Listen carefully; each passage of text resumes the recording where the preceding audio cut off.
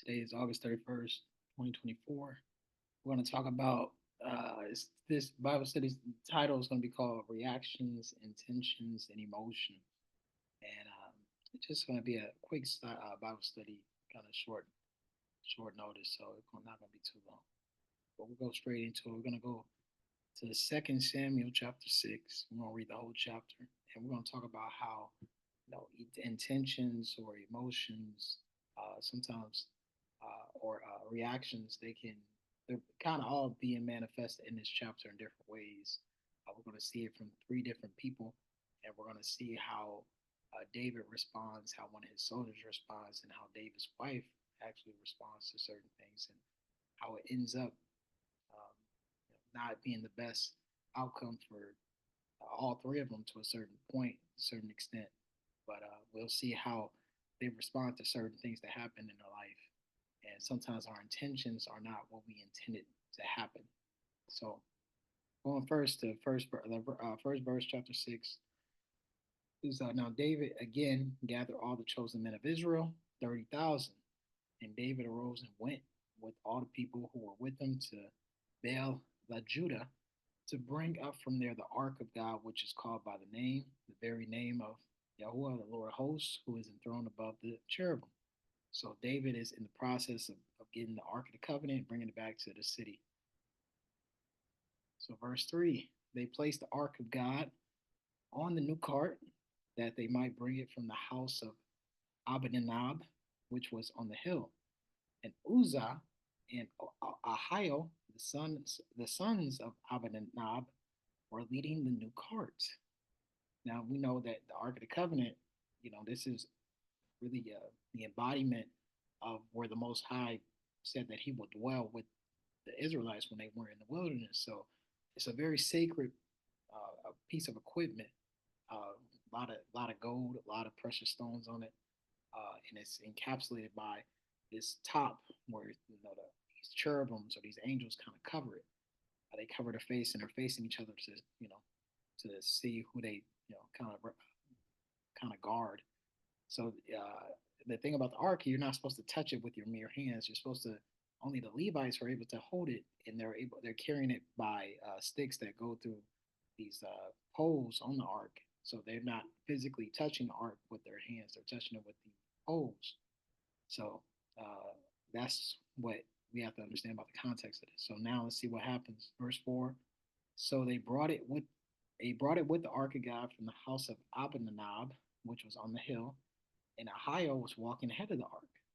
Meanwhile, David and all the house of Israel were celebrating before Yahuwah the Lord with all kinds of instruments made of firewood and lyres, harps, tambourines, castanets, and cymbals. So David, he's already in joy mode. He's already in cheer mode. He's already celebrating that they got the Ark of the Covenant. Verse 6, when they came to the threshing floor of Nacon, Uzzah reached out towards the ark of God and took hold of it, for the oxen nearly upset it. So they were going across almost like this stretch in the road, and the ark almost kind of tipped over. So Uzzah, thinking responsibly, I just want to make sure it's secure. I just want to hold my arm out and stabilize it. But verse 7, the anger of the Lord burned against Uzzah, and God struck him dead, or struck him down there for his irreverence.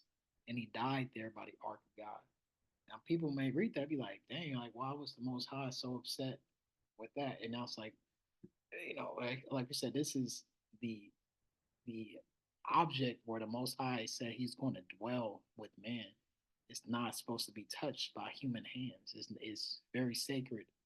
It's a very sacred piece of equipment. So the fact that Uzzah, he touched it, he was, being irreverent, or what they call irreverent, but he was also, he's breaking a commandment. That's not supposed to do. And you it really showed.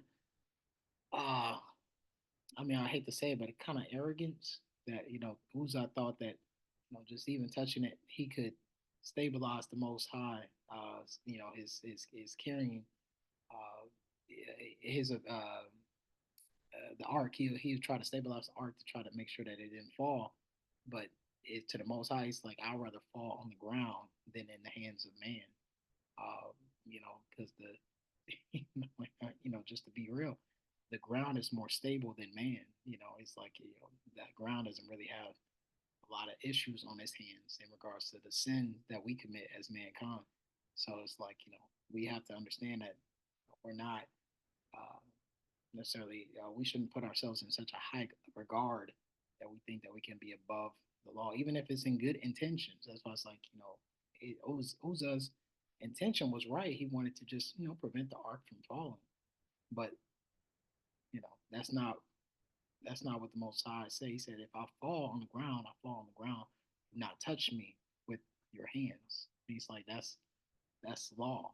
And it's like just the fact that he thought he was above it, he was struck down. And that you know we don't really understand holiness. We don't really have a king. We don't live in a society where we have a king or a queen or things like that. So we don't really understand the the fear of having someone with that type of authority over our lives. But that's what it means to have a king, especially the king of the universe, at your very fingertips. You're supposed to, be in a constant sense of reverence and bowing down. That's why when we read about the Most High in the Book of Revelation, the angels or the elders in that place where He's in His kingdom, they constantly sing "Holy, Holy, Holy," and they're constantly in a state of worship because they're in the presence of the Most High, and that's like so. It's like our we don't really understand that type of reverence. So it's like if Uzzah had that sense of reverence, he wouldn't have even thought to touch it. He was like, I would let it fall to the ground because I'm not worthy enough to even touch the Most High, let alone let it. We can not worthy to see the Most High, let alone touch Him. So it's just like that type of you know that type of regard is was kind of lost there. But that's why I say Uzzah's intention was right, but it didn't end up correct for him because he just didn't understand that your intentions don't always, even if they're in the right place, they're not always meant for the right reasons. You got to check your intentions sometimes. And then right after this, verse 8, we see a reaction. David became angry because of the Lord's outburst against Uzzah. And that place was called Perez Uzzah to this day, or Uzzah's um, misstep or Uzzah's trench. And when David, his reaction to this was not a sense of, you know, uh, reverence either, or a sense of, Uzzah made a mistake, or Uzzah, you know, we repent for Uzzah. It was more of a where I'm upset with God. Like David was angry with God, rather than understanding. So like, because he's probably David was like, he had good intentions. We all have good intentions. We're gonna bring the ark of the covenant to the city of David. We want to, worship the Most High and do it under, this type of arrangement. But we're not doing it in the way that the Most High wants us to do it. And that's one thing we always have to check. Sometimes we're not always in the right standing in regards to how we want to do things. We want to do things because we want to do it the way we want to do it. But the Most High says there's an order of things that we have to go through. And instead of being angry with it, we should just learn to embrace it and be like, this is how it's supposed to be. But David became angry, and that anger is going to make him make a decision that's going to not be necessarily the best for him, but he made an emotional decision because that anger kind of can make you go to a different type of place that you wanted to go to. So sometimes we have to check those emotions before they become decisions. Because before we make a decision, we usually have some type of intent behind it, or sometimes an emotion, and sometimes we have to disassociate our emotions from the decisions we make. So verse 9, so David was afraid. So right after David was angry, he was afraid. So when now we see that David was angry and now he was fearful. And when you make a decision out of anger or fear, usually that decision is not the best decision for yourself. So, that's why I say sometimes we have to not always be so reactionary um, and reactive to things. We have to sometimes sit back and contemplate, think why things happened the way they did, why they transpired the way they did, so then we can make an informed decision. But so David was afraid of the Lord that day, and he said, "How can the ark of the Lord come to me?" So David was afraid of the Lord. Now, this fear of the Lord isn't necessarily what we think about in Proverbs when it says the fear of the Lord is the beginning of wisdom. Proverbs 1 verse 7. This is more of a I'm afraid type of fear. Like I don't think that the Lord is going to be with me type fear. So David is more fearful in regards to that rather than fearful of reverence. He's more fearful of I don't think I can have the Ark of the Covenant with me because I might lose my life. So, verse 10, David was unwilling to move the ark of the Lord into the city of David with him, but David took it aside to the house of Obed Edom the Gittite. So, David, instead of bringing it to the Ark of the Covenant, all that celebration stopped. He was like, no, we can't bring this in here. It's too dangerous. Let's give it to this guy, Obed Edom the Gittite. Now, that word Obed Edom, I think that's a omen nomen because that word or that name literally means servant of Edom or servant of the Edomites. So David was going to have this blessing come to his life, but he ends up giving it to Obed Edom, who is, his name is servant of Edom. And let's see what happens to Obed Edom. Thus the ark of the Lord remained in the house of Obed Edom the Gittite 3 months, and the Lord blessed Obed Edom and all his household. So now we see that David could have had this blessing for his life and for his household, but instead, because of fear, he gave it to someone else, and this person started to have a blessing on his life and his household.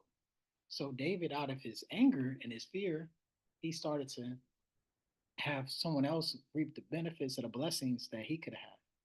So it's like sometimes the Most High gives us a gift or He gives us a blessing, and we choose to not receive it, and we allow someone else to reap the benefits of it.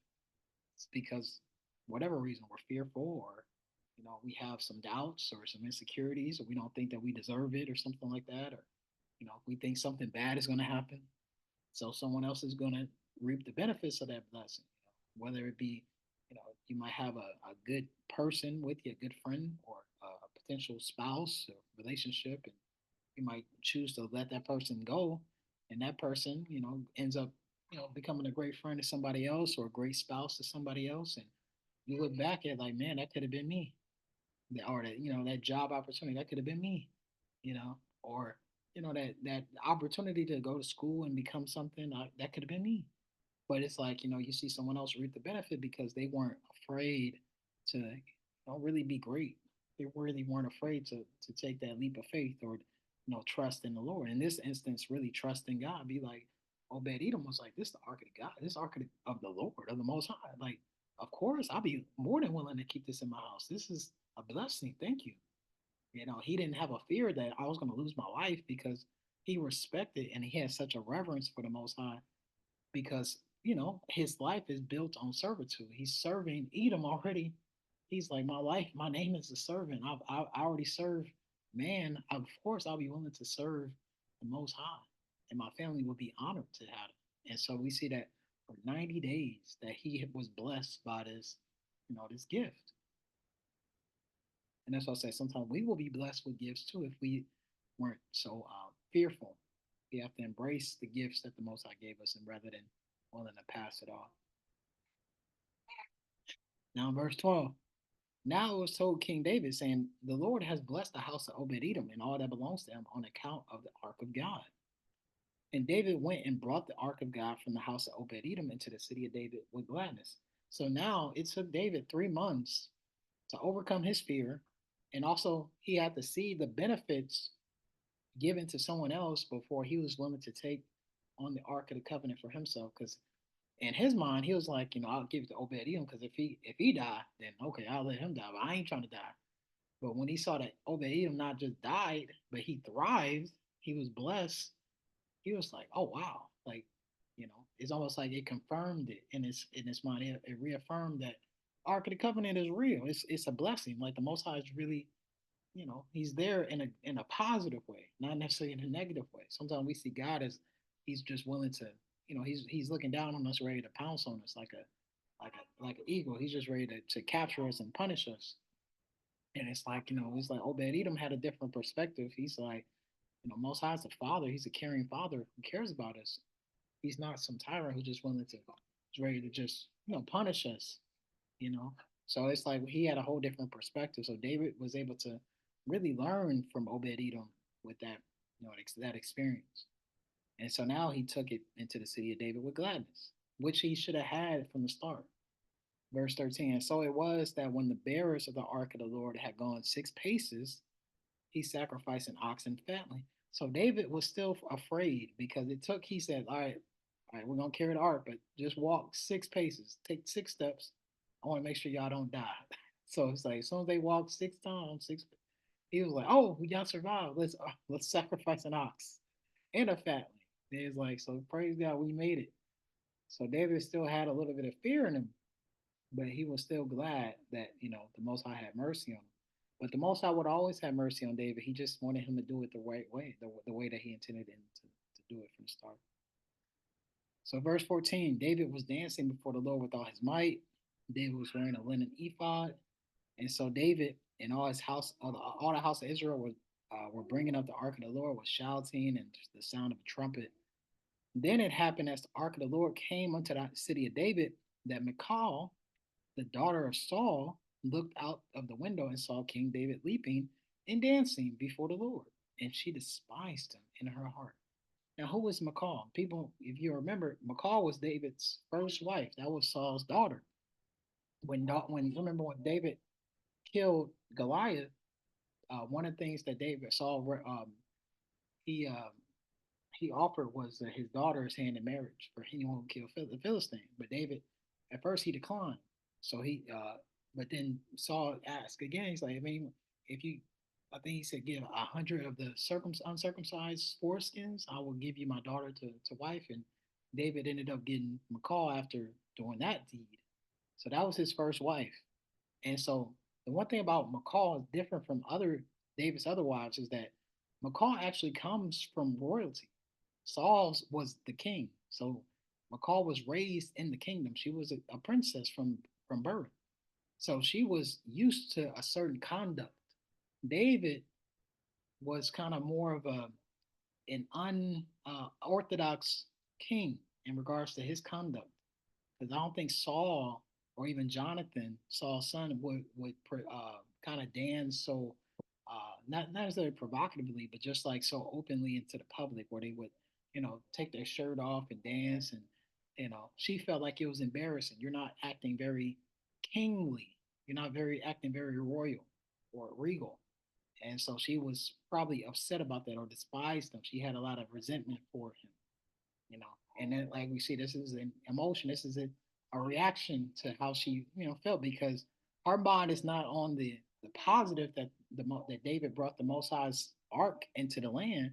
She's looking at like how you're doing it is despicable to me. And it's like, but you're not looking at the things that you're supposed to be looking at. You're supposed to be looking at the positive, but you're looking at the negative. So they brought the ark of the Lord and set it in place before the tent which David had pitched for, and David offered burnt offerings and peace offerings before the Lord. When David had finished offering the burnt offerings and the peace offering, he blessed the people in the name of the Lord of hosts.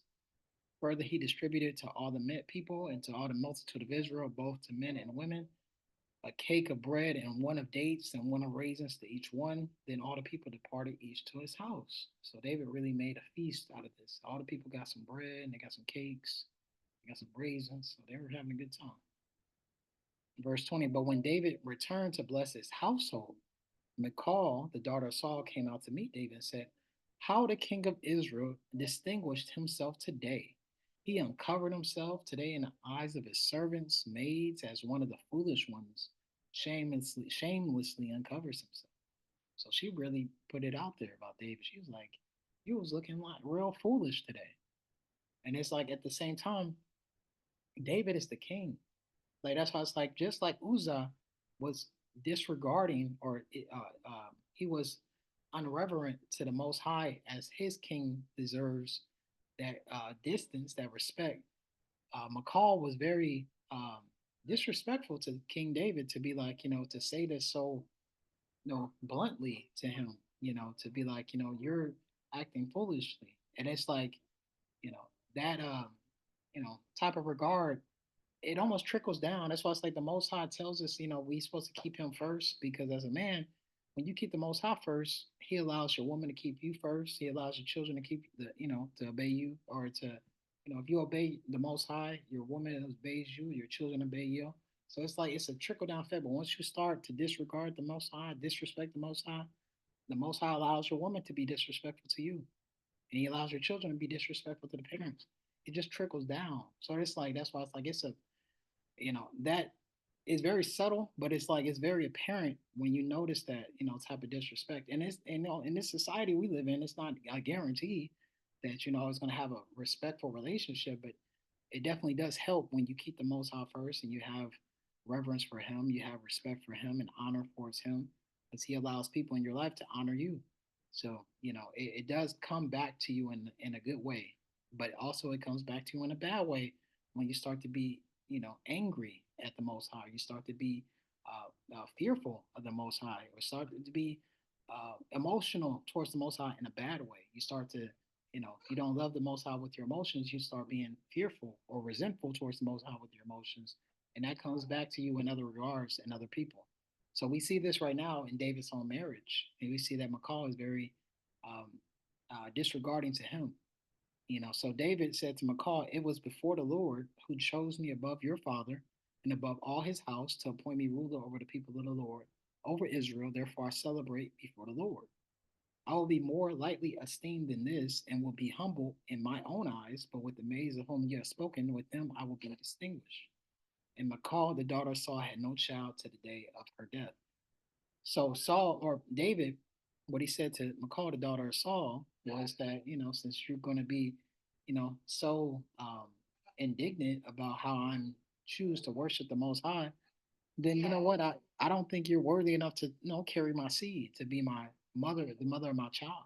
So it's like David, he did what he did. He's like, I'm not going to give you the honor to carry the a royal seed. You're just gonna die childless. And at that time period, especially in that time, that was a very shameful thing for a woman to not have a child, especially if she was the queen, the queen, or the wife of the king.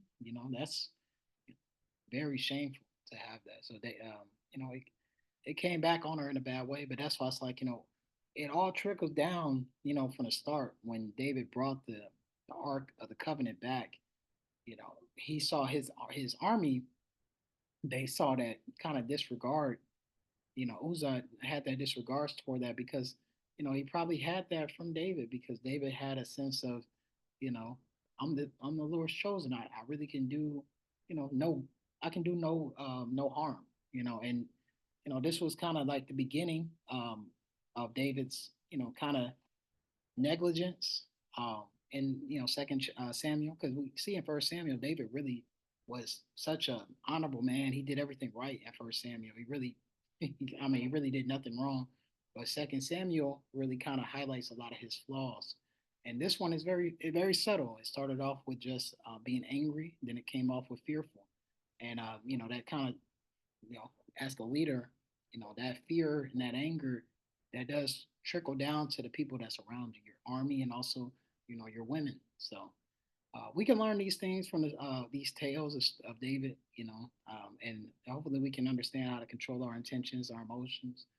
Definitely, just because you have intentions, that doesn't mean, good intentions. That doesn't mean that it's always going to be lead to a good outcome.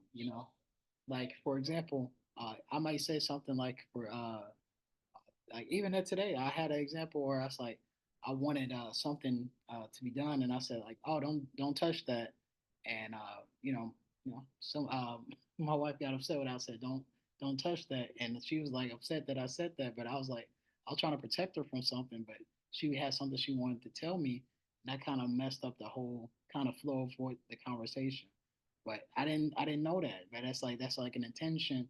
It was a good intention, but it didn't end up in a good cause, because it kind of led to something that could have been avoided. But it's just like sometimes we don't always understand the intention. Sometimes we have to be a little bit more understanding about things before we just be like well, I meant well. Well, it's like yeah, so did Uzzah. Uzzah meant well as well, but it led to his death. So it's like sometimes it's not always about meaning well. It's just sometimes you have to understand you know to do things in the proper context, and things will work out that better that way. So, yeah. So hopefully somebody got something from that piece.